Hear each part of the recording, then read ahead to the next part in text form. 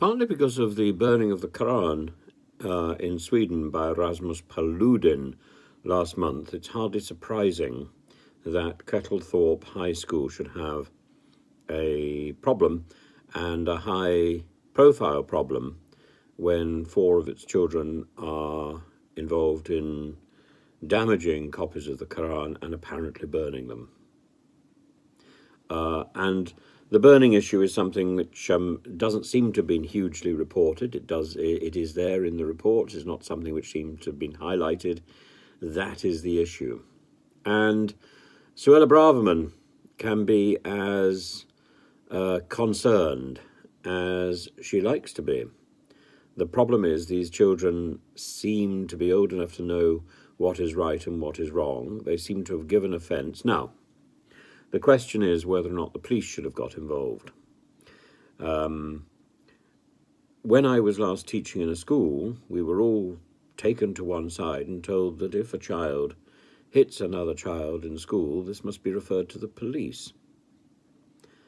And that presumably is an escalation of the role of the police in schools, which has been approved by the Home Office. So Suella Braverman shouldn't be expressing surprise about this, because it's been done on her watch. And the fact that a sacred book is being abused in a school is something which should be taken quite seriously, particularly because of the issues in Batley, a year ago or so, when a teacher showed some of the cartoons of the Prophet Muhammad in class. This is a sensitive issue. Now, should these children have this issue attached to their criminal record? No, of course not. This is not a matter, I think, for a criminal record. From that point of view, there is cause for concern. But, as I say, this was all done under Suella Braverman's watch and under the watch of Priti Patel.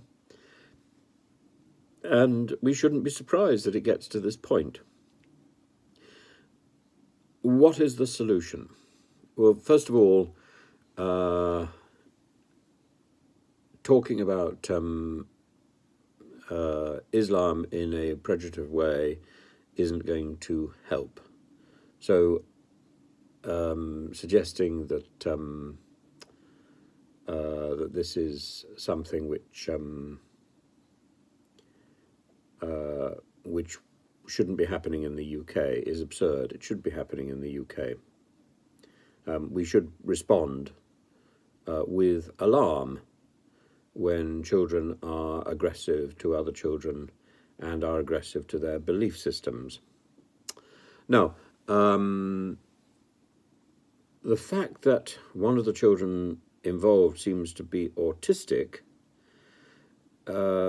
suggests to me that the whole matter should have been dealt with a lot more care and a lot more thoughtfulness. And I think really the idea of the police getting involved is faintly absurd. But as I say, that is something which has come into schools recently.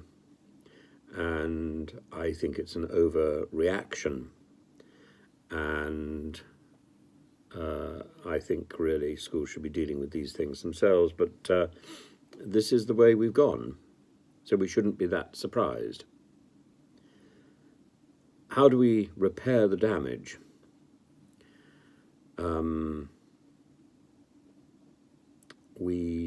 I think the damage is being repaired at the moment. The parents have gone to the local mosque. They have expressed contrition. The children should also undoubtedly have done the same sort of thing.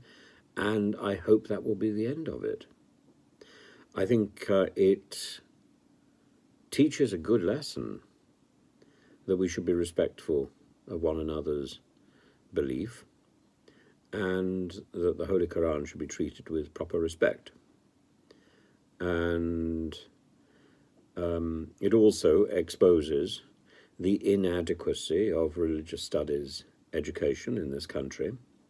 I've experienced this. I used to teach it, and I was appalled at the rubbish that I was being expected to teach, and I was appalled at the standard of teaching that I saw from others who were teaching that subject, my subject. We need to educate children in the basic principles of the great religions. And if we don't, this is the sort of nonsense which occurs, and it's deeply, deeply sad and deeply stressful for everybody involved. It doesn't need to happen.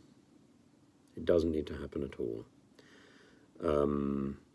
And children should have an opportunity. In today's world, I think children should have an opportunity to to visit local mosques, to visit local synagogues, to visit local churches of different denominations, and to learn more and appreciate more about the cultural impact that the great religions have had on our society.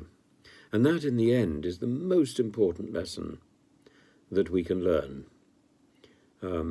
Without Islam, the Western Renaissance would have taken much longer to occur. Islam ignited the Western Renaissance with its love of literature, with its love of translating the great works of Greek philosophy into Arabic. And these works, these Arabic editions, percolated up through North Africa, through Spain, and into the Europe of the 12th and 13th centuries, where these works were translated into Latin. It was the Latin edition translated from the Arabic, which was accessed by Thomas Aquinas. And I think very often we underestimate the impact of these great Islamic scholars who gave us words like algebra, algorithm. And of course, who is it? Nadine Dorries knows so much about the algorithm, and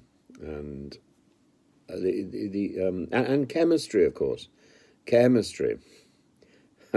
So many words of an